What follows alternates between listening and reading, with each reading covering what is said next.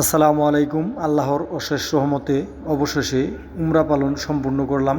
আমার মায়ের বড় স্বপ্ন ছিল আমাকে নিয়ে উমরা করবে। হঠাৎ করে আমার মা আল্লাহর ডাকে সাড়া দিয়ে দুনিয়া থেকে চলে গেল। এর জন্য হয়তো মায়ের স্বপ্নটা পূরণ হলো না। আল্লাহর কাছে প্রার্থনা, আল্লাহ তুমি আমার মায়ের নিয়তটা পুরা করো এই আমার উমরার উসিলায়।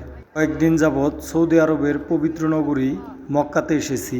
মক্কাতে এত গরমে অনেকটা আমি নাজেহাল হয়ে গেছি, কিন্তু আজ উমরা করতে এসে মক্কা শরীফে ঢুকে একেবারে পরানটা শীতল হয়ে গেছে।